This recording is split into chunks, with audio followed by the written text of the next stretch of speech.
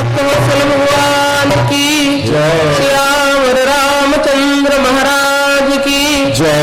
अपने सनातन धर्म का नारा उच्च स्वर में लगाए।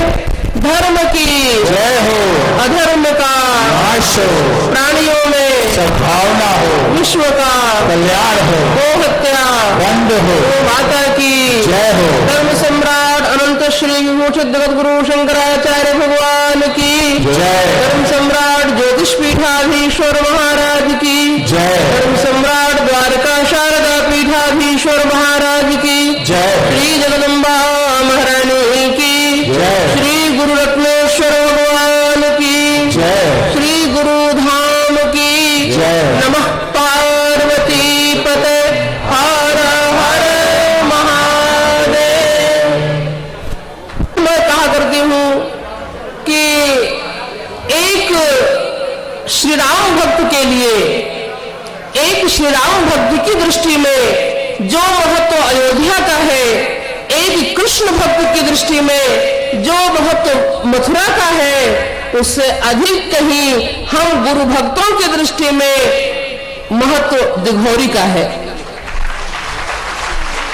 अगर श्री राम भक्तों के लिए राम जन्मभूमि महत्वपूर्ण है, कृष्ण भक्तों के लिए श्री कृष्ण जन्मभूमि महत्वपूर्ण है, तो हमारे लिए हमारे गुरु की जन्मभूमि भी उतनी ही महत्वपूर्ण है। ऐसे पावन स्थल पर एक बात और है कि जो लोग श्री राम जन्मभूमि पर दर्शन करने जाते होंगे, उन्हें भगवान का दर्शन प्रत्यक्ष रूप में कम लोगों को होता होगा, अनुभव होता होगा। जो श्री कृष्ण जन्मभूमि पर भगवान कृष्ण का दर्शन करने जाते होंगे, उन्हें मूर्ति में ही भगवान का दर्शन होता होगा, लेकिन जो दिघौरी में दर्शन करने के लिए आएंगे इस समय, उन्हें प्रत्यक्ष भगवान का दर्शन होगा। अभी भगवान का दर्शन ही नहीं, भगवान का उपदेश भी श्रवण करने को हमें प्राप्त हो रहा है। आप जानते हैं, अभी हम लोग सुन रहे थे जन्माद्यस्य श्रीमद् भागवत के प्रथम स्कंध के प्रथम श्लोक की बड़ी सुंदर व्याख्या श्री शास्त्री जी महाराज कर रहे थे, जिसमें गुरु परक अर्थ आपने बताया।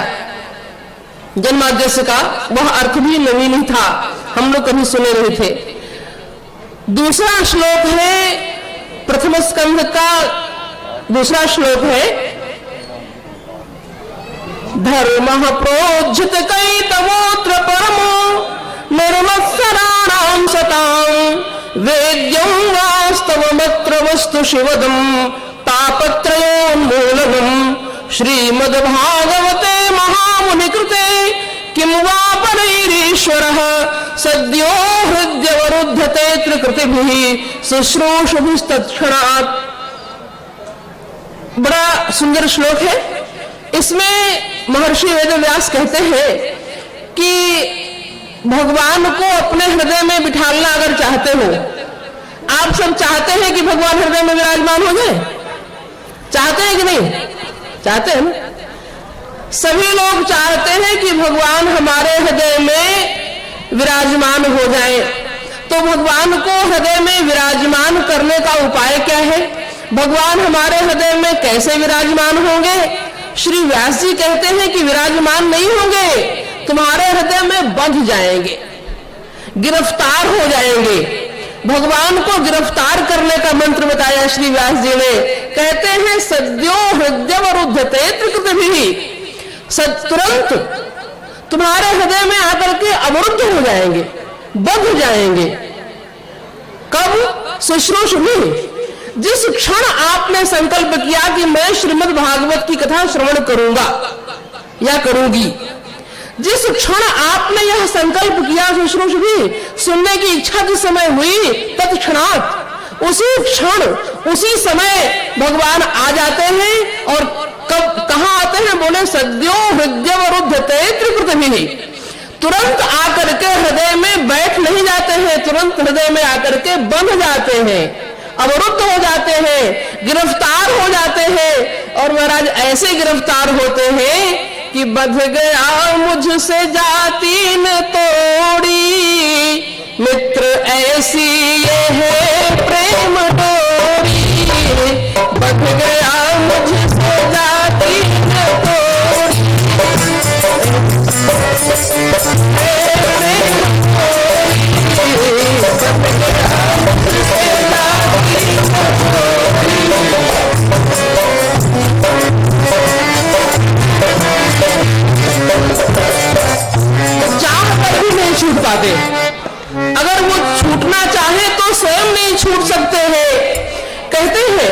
मुझको महलों के व्यंजन न भाए, पैर भिलनी के मुख से सराहे।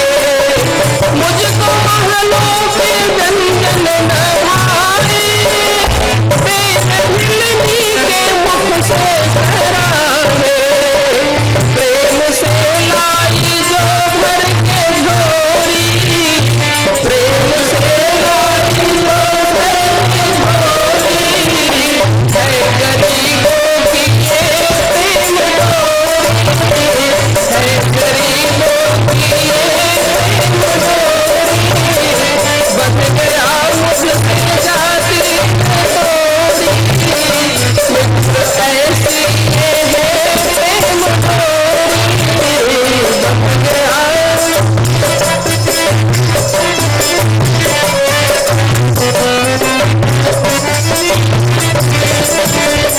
जिसने लंका में डंका बजाया, आके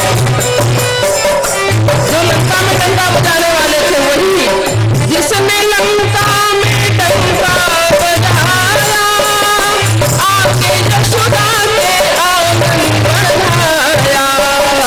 जिसने लंका में डंका बजाया, आके यशोदा के आंगन बढ़ाया। पीछे लटके थे मुगल का मोरी, पीछे लटके थे मुगल का मोरी। ऐसे ताकत भरी प्रेम डोरी, ऐसे ताकत भरी प्रेम डोरी। बन गया मुझसे जाति डोरी, मित्र ऐसी ये है प्रेम डोरी। बन गया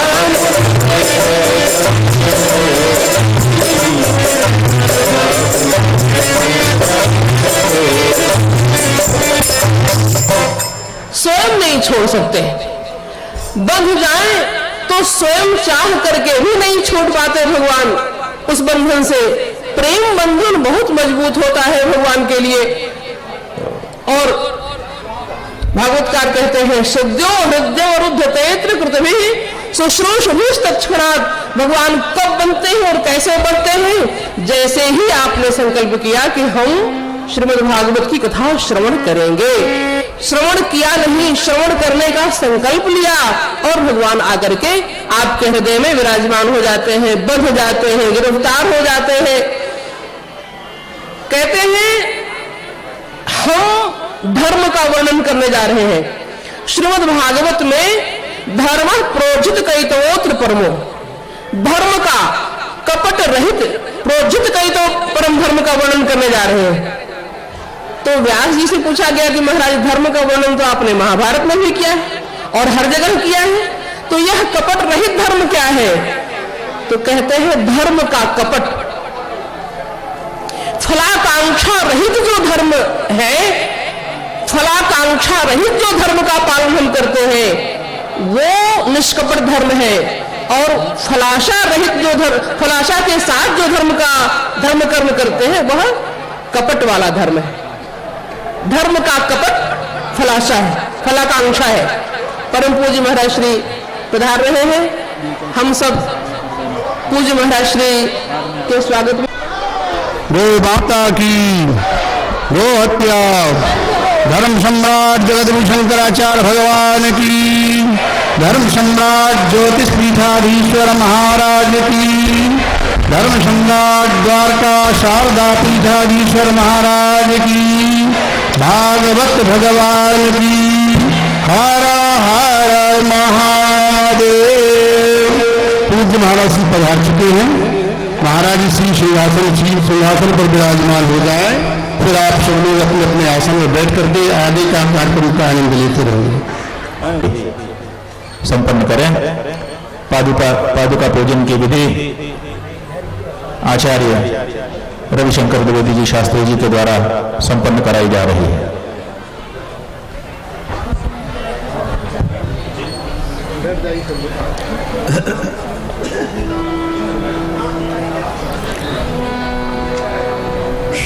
श्रीमन्महागणा गणाधिपतये नमः। अंबिकायै नमः। ॐ विश्वेशं माधवं दण्डिं दण्डपाणिं च भैरवं वन्दे काशीं गुहां गंगां भवानीं मणिकर्णिकाम्।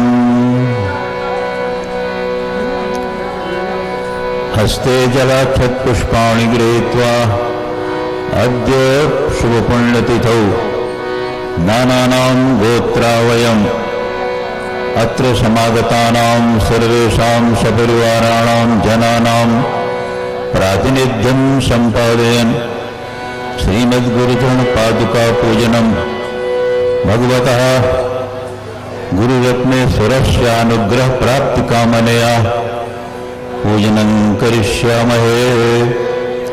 ध्यानार्थे पुष्पाणि गृहीत्वा ओम गुरुर्ब्रह्मा गुरुर्विष्णुः गुरुर्देवो महेश्वरः गुरु साक्षात् परं ब्रह्म तस्मै श्री गुरुवे नमः।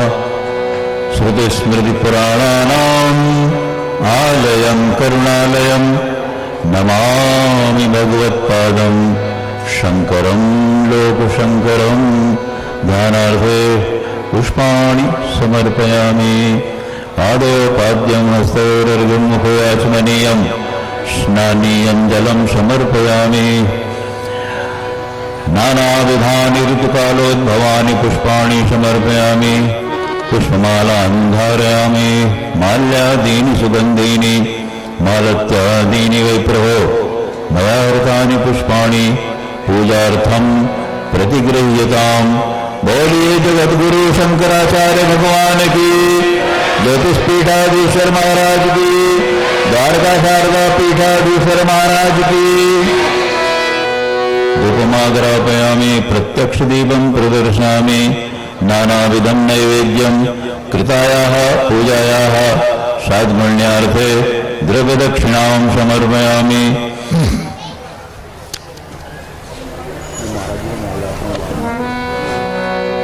प्रत्यक्ष दीपं प्रदर्शयामि। नमः।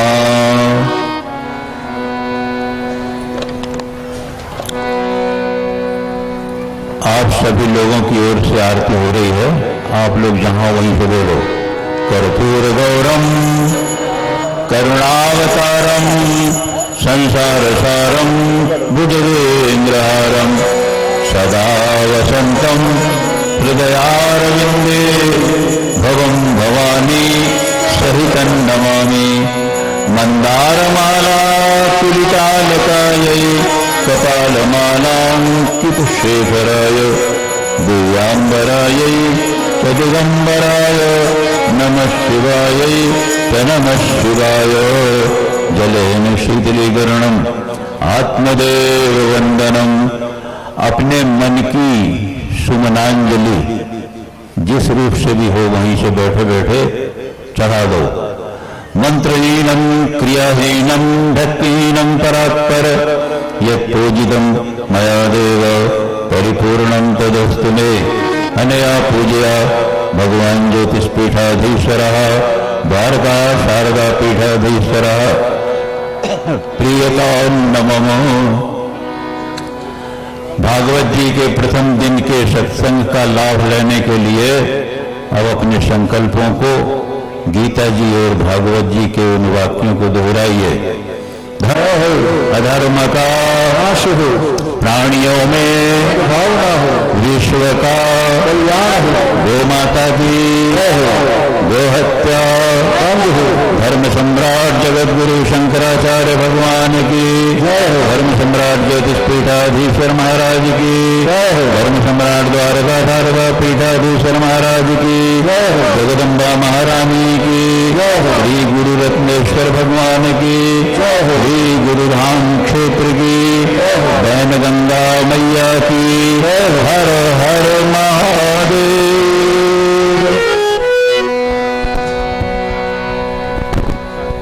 सभी लोग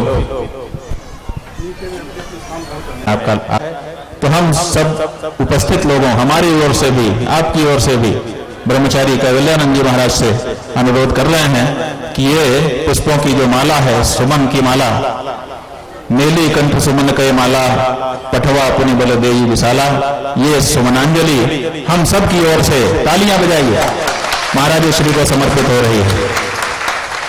देखिए, जब आप अनुशासन में रहते हैं तो कैसे सबका काम एक साथ हो जाता है। सबकी माला महाराज श्री के कंठ में कैसे पहुंच गई, आनंद आनंद हो गया हम सबको। अब हम कोई विलंब नहीं करेंगे। अभी आदरणीय लक्ष्मीमणि शास्त्री जी कह रही थी कि राम के भक्तों के लिए राम की जन्मभूमि का महात्म्य है। कृष्ण के भक्त कृष्ण जन्मभूमि को महत्व देते हैं, ऐसे ही हम गुरु के भक्त गुरु जी की जन्मभूमि को महत्व दे रहे हैं। बहुत सही कहा उन्होंने। उसी में हम थोड़ा और भाव स्पष्ट और करके अपनी बात कहना चाहेंगे कि राम जी के भक्तों के लिए राम की जन्मभूमि महत्वपूर्ण है, कृष्ण भक्तों के लिए कृष्ण की जन्मभूमि महत्व है, गुरु के भक्तों के लिए गुरु की जन्मभूमि महत्व की है। लेकिन राम की जन्मभूमि महत्वपूर्ण क्यों हो गई, कृष्ण की जन्मभूमि महत्वपूर्ण क्यों हो गई? अपने से नहीं हुई। जब हमारे गुरु ने बताया कि ये राम हैं, ये कृष्ण हैं, इनका ये महात्म्य है, जब राम और कृष्ण के महात्म्य को हमने जाना, तभी राम और कृष्ण की जन्मभूमियां हमारे लिए महत्वपूर्ण हुई, जिनके कारण राम और कृष्ण की जन्मभूमि महत्वपूर्ण हो जाती है। उनकी जन्मभूमि का महत्व राम और कृष्ण की जन्मभूमि से जरूर अधिक होगा। अभी हम छत्तीसगढ़ से ही आए हैं, वहां पर हमको एक भक्त ने सुनाया बड़ा सुंदर भजन।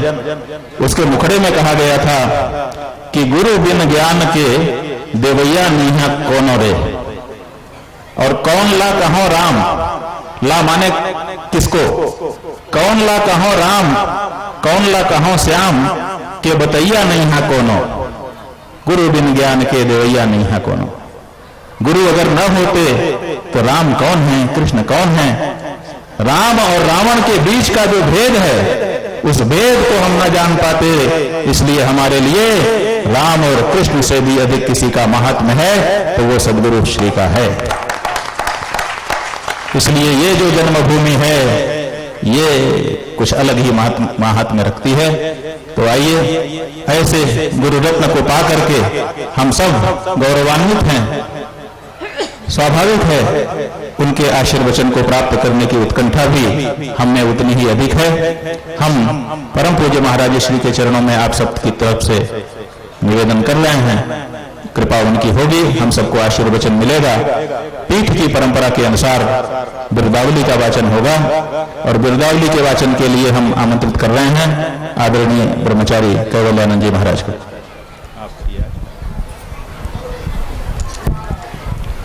ध्येयं ब्रह्म सत्यकौ हरिहरौ पूज्यौ च वन्द्यासुरा मान्या वेद पुराण दर्शनीता विद्याश्चतस्रोदश कर्मज्ञानमुपासनं सुचरितं वर्णाश्रमेष्वादरो भुक्तौ मुक्तिफलं सनातनगतो धर्मो मदीयप्रियः। नारायण समारम्भां शंकराचार्यमध्यमाम् अस्मदाचार्य पर्यन्तां वंदे गुरु परंपरां।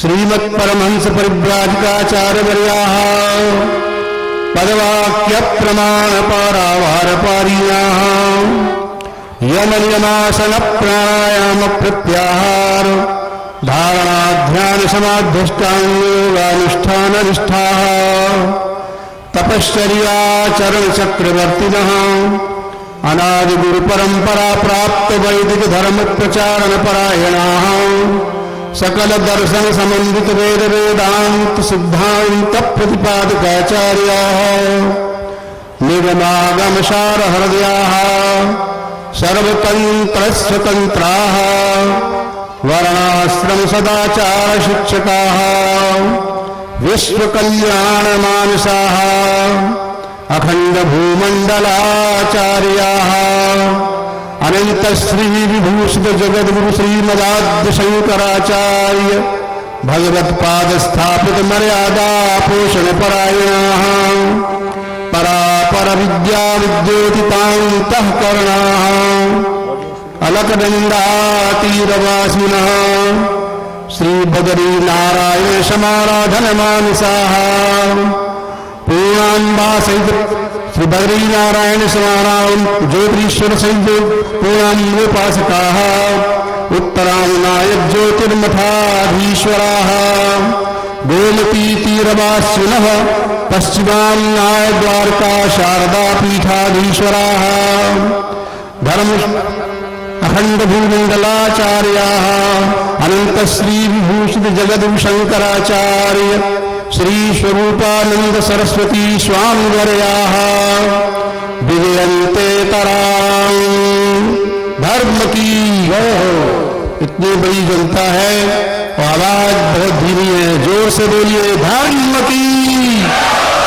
अधर्म का प्राणियों में विश्व का, गो माता की गो हत्या, धर्म सम्राट जगद्गुरु शंकराचार्य भगवान की, धर्म सम्राट ज्योतिष पीठाधीश्वर महाराज की, धर्म सम्राट द्वारका शारदा पीठाधीश्वर महाराज की, श्री गुरुरत्नेश्वर महादेव भगवान की, भागवत भगवान की। हर हर महादेव।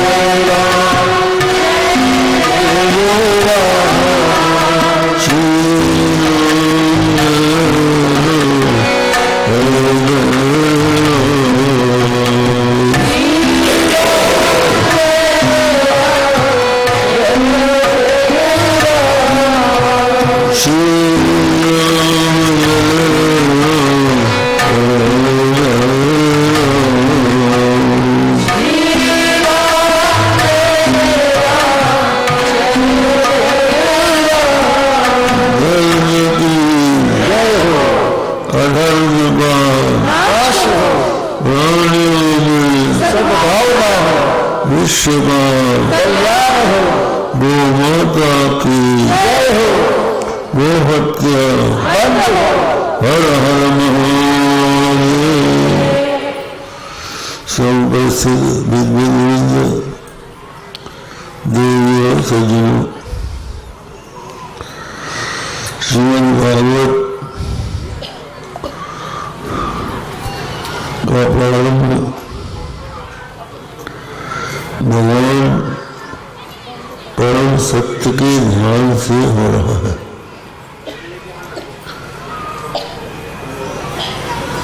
पहला मंगलाचरण का श्लोक है जिसमें कहा गया है सत्यम परम धीमहि, हम परम सत्य का ध्यान करें। धीमहि शब्द जो है गायत्री में आता है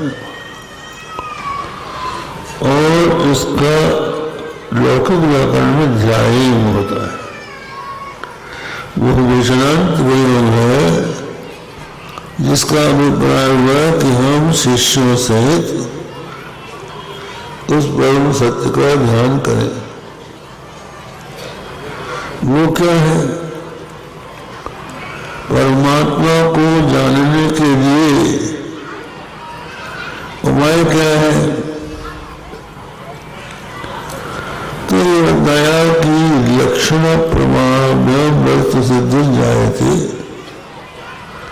लक्षण और प्रमाण से वस्तु की सिद्धि होती। तो परम सत्य का लक्षण क्या है? बोला जन्मान जैसे यथा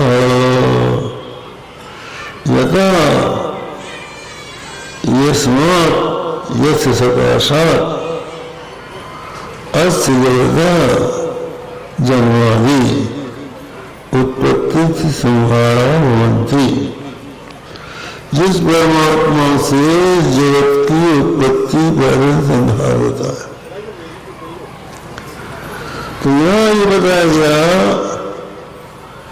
कि परमात्मा स्वयं अपने आप को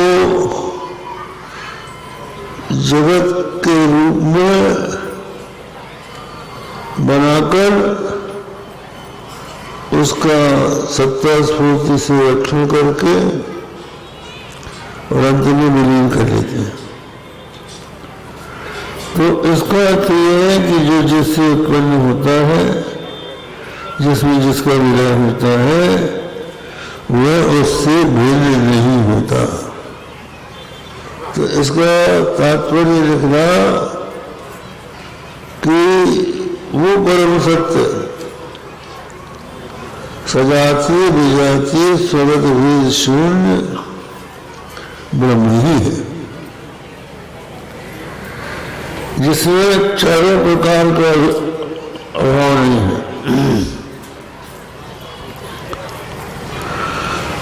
जो सर्वरूप है, जन्माद्यस्यतो मयाद् इतरतः, कैसे जाना कि यह संसार परमात्मा से उत्पन्न हुआ है? तो उसका उदाहरण दिया कि जैसे मिट्टी से बने हुए घड़े में मिट्टी का अन्वय होता है,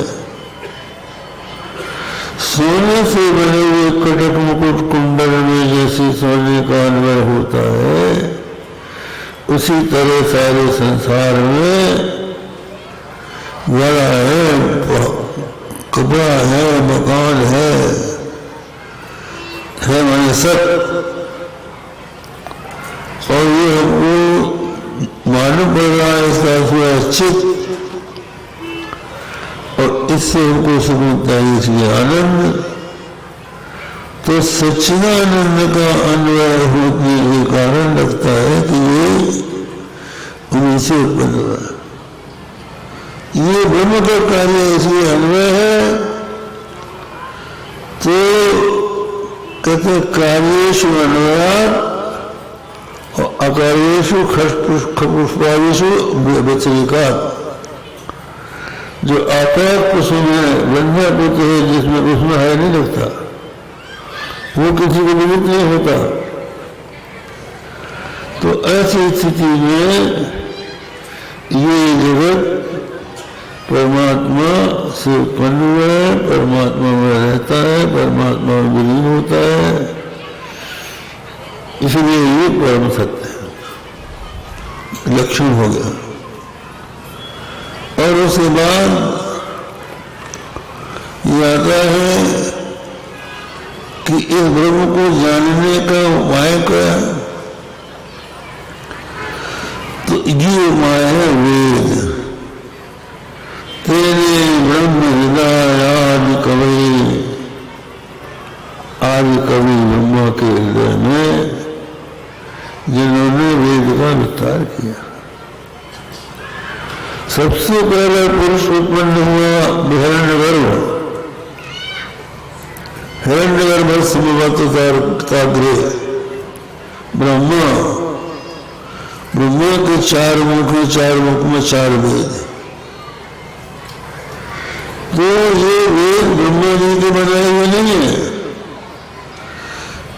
ब्रह्मा की उत्पत्ति से पहले ही परमात्मा के हृदय में विद्यमान थे। उनको परमात्मा ने ब्रह्मा के हृदय में और अन्य ऋषियों के हृदय में प्रकट किया। इसलिए अराध्य पुरुष है, ऐसा परमात्मा है। ये परमात्मा का तटस्थ लक्षण हो गया, जन्माद्यस्थ लक्ष्यता। दूसरा स्वरूप लक्षण है, वो परमात्मा कैसा है? तेजो वायुर्गाम यथा विनिमयो यतस्त सर्वभूषा। जैसे तेज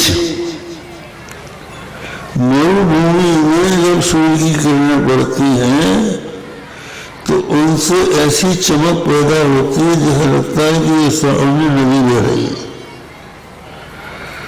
तो जो नहीं होते हुए हमको सच्चा जैसे पढ़ाई पड़ रहा है। और इसी तरह से वायु, देवगण को युधिष्ठिर की सभा में जल में थल का थल में जल का भूम हो जाता है। इसी तरह से कांच में जल का भूम हो जाता है। तो इसी तरह से ब्रह्मरूप जगत जिस परमात्मा में प्रतीत हो रहा है, जैसे रस्सी में बिना हुए ही सांप की प्रतीति हो जाती है, उसी तरह ब्रह्म में जगत नाम रूपात्मक जगत की प्रतीति हो रही है। यह तत्व सर्वो मृषा, रहते हुए भी दिखते हुए वास्तव में नहीं है, पर क्या उसमें अज्ञान है? वो ज्ञान स्वरूप है। अगर उसमें ज्ञान न होता तो अज्ञान का ज्ञान किससे होता? धामनाथ से कुकम,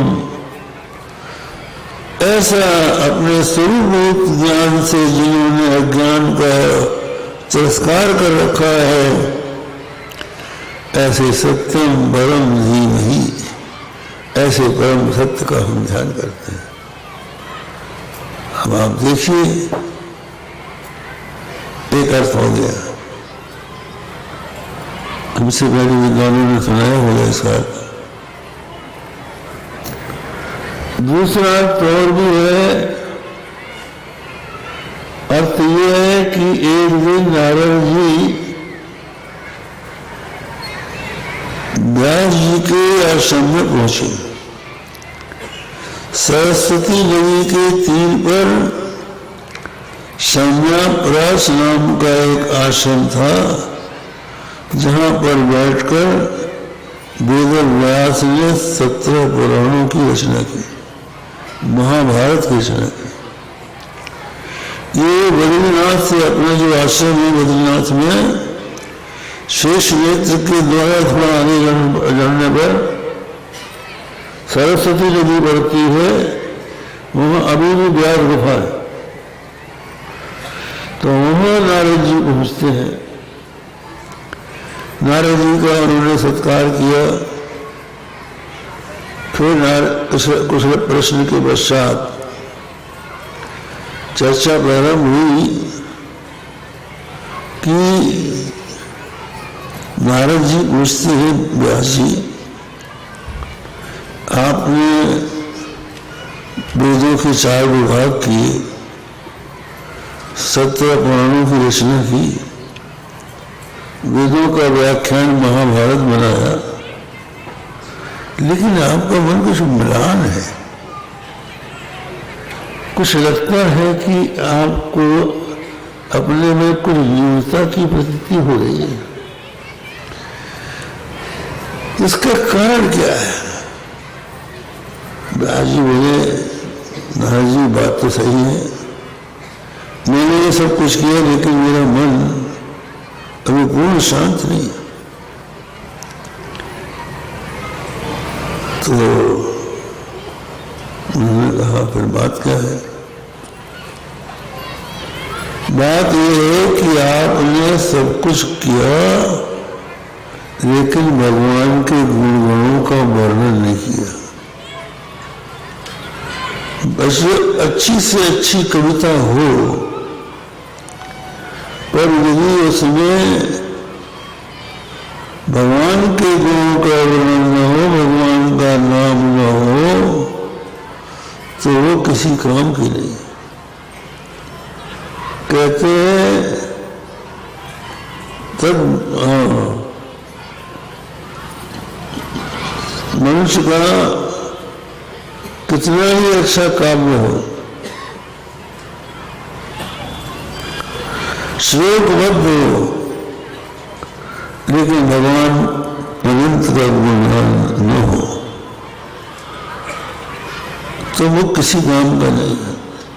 तद मांग दो सर्वो, हाँ, ये कहा कि ऐसा जो काव्य है जिसमें भगवत गुणों का वर्णन न हो, वो काग तीर्थ है,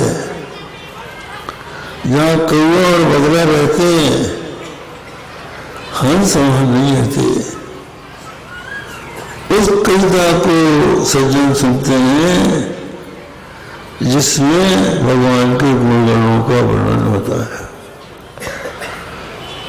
तब मांग सर्वो जनता को संप्लवो यस्मिन् प्रतिश्लोक ममद्विरक्त भी नामान्यनन्तस्य यशोमृतानि तत् शृण्वन्ति गायन्ति गृह्णन्ति साधवः। तो विचित्र सुकवित कृत जोई, राम नाम बिन सोह न सोई। बुध बदनी सब भांति संवारी, सो न बसन बिना बर नारी। आप सुंदर ग्रंथों की रचना की, लेकिन गुणों का वर्णन नहीं किया, वाणी तभी सार्थक होती। तो आप वो कीजिए। तो नारद जी ने शतश्लोकी भागवत उनको सुनाई और कहा, इनका विस्तार करके कृष्ण के गुणगणों का वर्णन कीजिए।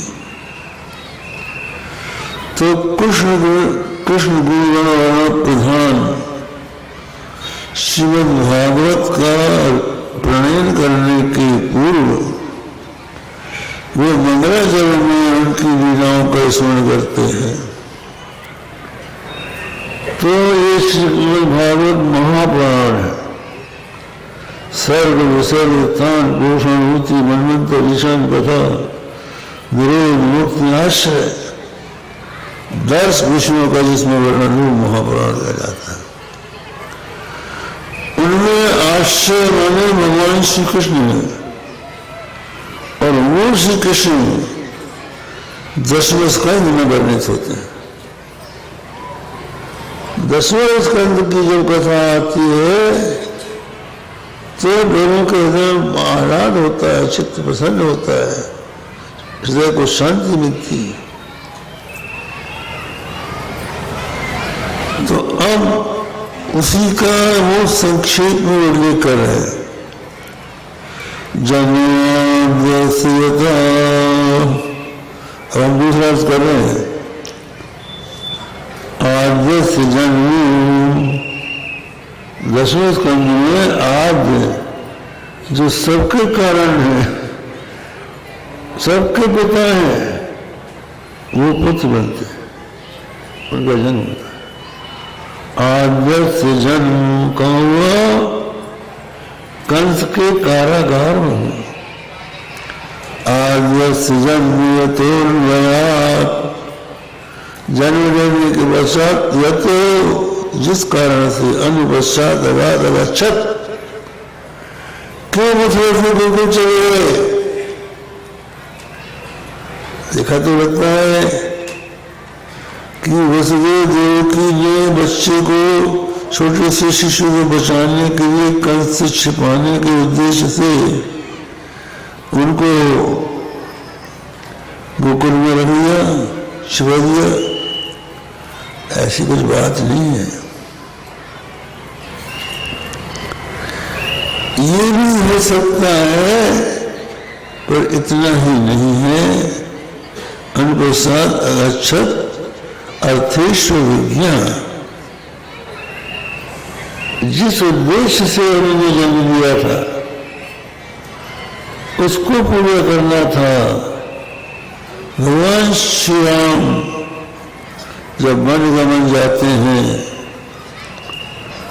तो उनके सुंदर कांत श्री विग्रह को देखकर ऋषि मुनियों के हृदय में उत्कंठा उत्पन्न होती है और वो कहते हैं, भगवान ताम आलिंगा हो भगवान आपको हृदय, हम आपको हृदय से लगाना चाहते हैं। भगवान ने कहा है अगर ये इच्छा है तो गोपी बनो, तो वो बहुत तपस्या करके गोपी रूप धारण किए हुए हैं। बहुत से लोग भगवान के सख्त रूप के उपासक हैं, वो चाहते हैं कि भगवान के साथ हम खेल खेलें, गाय चराएं, बछड़ा चराएं, उनको शुद्ध करना है। और नंद यशोदा को पूर्व जन्म में आश्वासन दे रखा है कि हम तुमको बाल लीला का सुख प्रदान करेंगे, वो काम करना है। तो अर्थेश विज्ञान अपने अवतार के रहस्य को जानते हैं। और यहाँ भी जो पहला अर्थ हमने किया था, तेजो वायु विधान था होने के पहले जन्माद्यस यतोन्वादितर्थेश विज्ञान, ये लक्षण प्रकृति में भी कर सकता है और सर्वज्ञ जीव में भी कर सकता है, लेकिन इसको व्यास जी ने नहीं माना। बोले ये अर्थ नहीं है, अर्थ ये है कि अपने भक्तों की इच्छा पूर्ण करने के लिए भगवान मथुरा से गोकुल चले गए और वहां क्या किया? सराप, इंद्र की पूजा का समय था। माता यशोदा 16 पहन के चौके में बैठकर व्यंजन बना रही है और बिना नहाए धोए कृष्ण पहुंचने लगे चौके में। मैया ने क्या करेगा? दूर में हम देवता की पूजा की सामग्री बना रहे हैं, तू अपने बाबा के साथ खेल। माँ किसकी भी है, तू अपने बाप से पूछ। तो भगवान श्री कृष्ण नंद जी की गोद में बैठ गए। पूछा, बाबा भैया आज बड़े बड़े पकवान बना रही है, किसके लिए बन रहा है? बोले बेटा इंद्र की पूजा का समय है। हमारे कुल में हम लोग क्षत्रिय वैश्य हैं। हमारे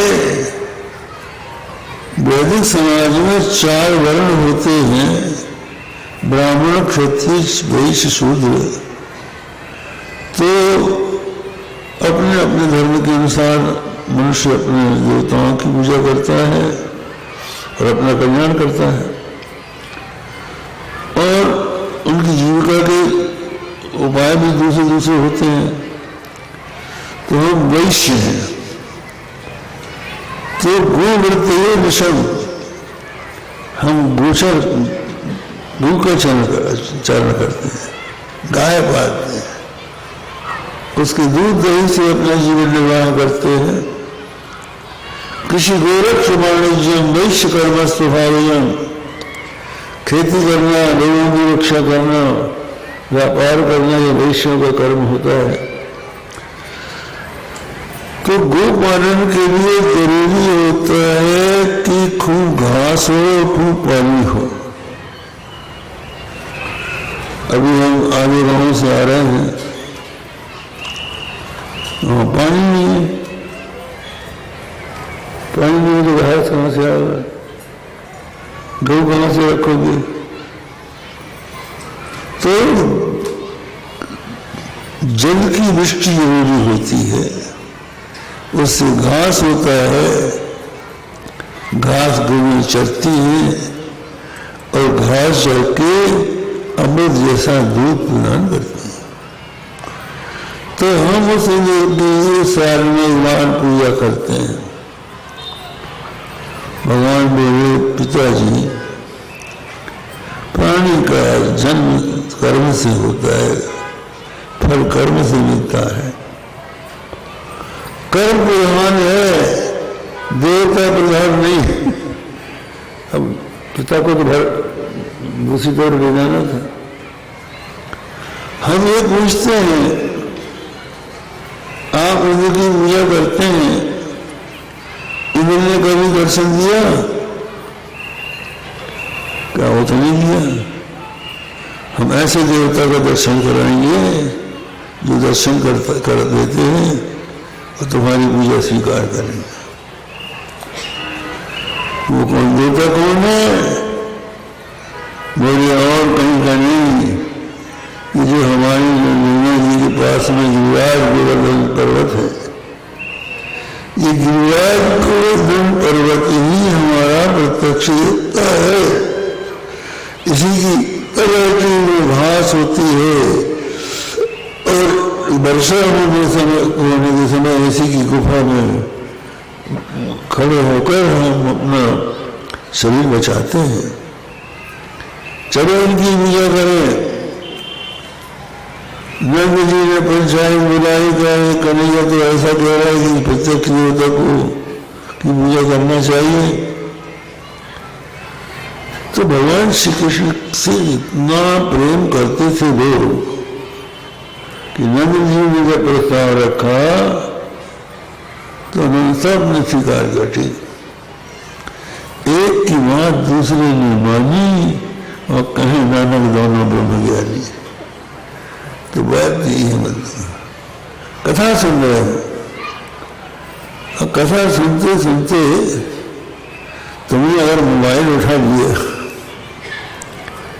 तो तुम्हारे कान में तो कोई शब्द पड़ेगा नहीं कथा का, और बगल वाले कभी नहीं पड़ेगा। इसलिए ये बहुत जरूरी है कि मन विक्षेप दोनों से मुक्ति होना चाहिए। कई लोग तो ऐसे हैं कि जैसी कथा शुरू होती है वैसे भटकना शुरू कर देती है, एकदम उनको नींद आती है। कहते बद्रजाला नाम की कोई राक्षसी थी, उसके पति को रावण ने मार दिया। भगवान से बोली महाराज हम कहाँ जाए? कभी हमारी कथा में पापी आए उनको सुनने मत देना, उनकी खोपड़ी में समा जाएंगे। तो हम ये बता रहे थे कि सबने एक स्वर से निश्चय कर दिया कि गिरिराज की पूजा करें। अब चले सब ग्रुपियां चलती, रासलीला चल रहा है। नाय तो गोवर्धन पूजा गाना बड़ा सात कोश कर करुणा करके अरे मानो सिंह नाम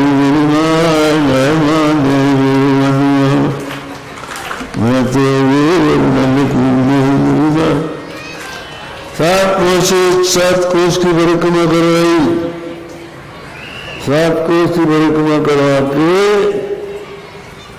एक जगह खड़े हो गया। देखो ये गोवर्धन विराज का मुख है, यही भैया ब्राह्मण भी पहुंच गए। देखो बिना ब्राह्मण के समाज में धर्म का कार्य नहीं हो सकता। आज का लोग पंडितों के पीछे पड़े हैं।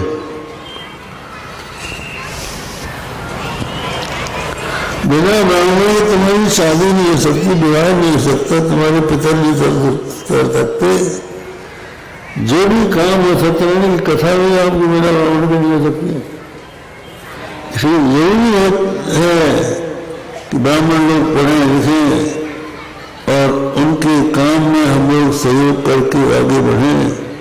पुरोहित जो अपने यजमान का पहले ही हित सोच रहे, उसका नाम पुरोहित, तो वो मंत्र पढ़ रहे हैं और भगवान संकेत करते चले जा रहे हैं कि ये चढ़ाओ, ये करो, ये करो। और जब भोग बनाने का मौका आया तो भगवान श्री कृष्ण ही चतुर्भुज धारण करके विशाल स्वरूप धारण करके कहा, जो भी सामान है उसको खाने लगे। भगवान का देखा पिताजी, साक्षात भगवान खा रहे हैं। तभी से आप देखिए कि राज गोवर्धन को लोग भगवान का ही स्वरूप मानते हैं, क्योंकि भगवान ने वो रूप बना दिया। और इनके लिए जो सामान आया था उसकी पूजा स्वयं गोवर्धन के रूप में स्वीकार की। तो अर्थेश विद्या स्वराट, स्वराट है, अपनी इच्छा के अनुसार कार्य करते हैं। तेरे ब्रह्म आदि कवि ब्रह्मा ने जो गोपालों को बछड़ों को चुरा दिया, तो स्वयं श्री कृष्ण गोपाल और बछड़े बन गए। मानो ये सिद्ध कर दिया कि कैसे एक अनेक हो जाता है। ये वेद का अर्थ उन्होंने लीला के द्वारा स्पष्ट कर दिया। तो निजंती एक सूर्य तेज यथा विनिमय, और तेने ब्रह्म आदि कवि, ब्रह्म वेद आदि कवि जो बने उनके हृदय में वेद का विस्तार किया। माने उनको बता दिया कि कैसे तुम्हारे हरने से कुछ नहीं होता है। मैं चाहूं तो सब कुछ मैं ही बन जाऊं, और बन के दिखा दिया।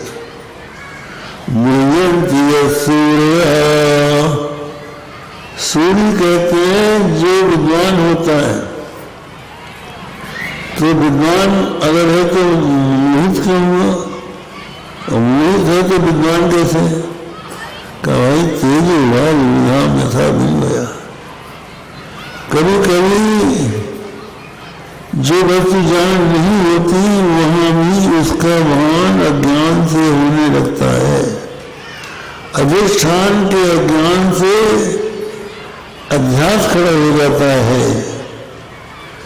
तो जैसे अभी हमने दृष्टांत दिया था कि जैसे मृगभूमि मलजल में जल की प्रतीति होती है, मिट्टी से कांच बनता है, उसमें जल की प्रतीति होती है। और मैदान में इसी में आता है कि भगवान ने कालीनाथ को नाथ के यमुना जी के जल को शुद्ध किया, और दूसरे मिट्टी खाई। गुलाम मिलना, एक दिन भगवान ने खेलते खेलते ज्ञान गोवर्धन की मिट्टी उठाकर मुंह प्रारंभ किया। बहुत लोग पूछते हैं कि भगवान ने मिट्टी क्यों खाई, तो उसका उत्तर दिया जाता है महात्माओं के द्वारा कि अभी अभी थोड़ी देर पश्चात भगवान अपने पेट में अनेकों ब्रह्मांड दिखाएंगे। उन ब्रह्मांडों में अनेकों ब्रज मिलेंगे और ब्रज में ब्रजवासी मिलेंगे और वो ब्रजवासी भगवान के भक्त हैं, उनके चरणों की धूली उसमें पड़ी है, तो भगवान चाहते हैं कि वो धूली हमको भी मिल जाए। तो इसलिए उन्होंने भगवान ने मिट्टी खा के उनके पास वो धूली भेजी, सप्लाई कर दी, लोग तुम भी खाओ। भगवान के चरणों की और भगवान के भक्तों की धूली का बड़ा महत्व। वे स्वयं कहते हैं निर्वेक्षम शांतम निर्वैरम समदर्शनम अनभ्याम नित्यम प्रिय जो निरपेक्ष साथ निर्वेक्ष मनी है, मैं हे अर्जुन उद्धव मैं उनके पीछे नहीं चलता हूँ। क्यों महाराज आप भक्तों के पीछे क्यों चलते हो? बोले उनके चरणों की दूर होकर मेरे मस्तक पड़े तो मैं शुद्ध हो जाऊँ। भगवान भक्तों के भक्त और ब्रह्मा गोपियों के चरणों की रज के लिए लता गुण बनना चाहते हैं। उद्धव चाहते हैं कि मैं ब्रज की कोई लता बन जाऊं, गुण बन जाऊं, तो इनके चरणों की रज मेरे माथे पड़े तो मैं शुद्ध हो जाऊं। ऐसी शुद्ध ब्रज की मिट्टी भगवान ने खाई। दूसरा इसका कारण ये भी हो सकता है कि भगवान ने पृथ्वी के भार को उतारने के लिए अवतार लिया है। तो कोई पूछे कि तुम्हारा पृथ्वी से संबंध क्या है? बोले हमने उसको अपना लिया। जिसको जो अपना देता है वो उसकी रक्षा करता है। तो उन्होंने मानो से मिट्टी को मुंह में डाल के उसकी रक्षा की भावना प्रकट कर दी।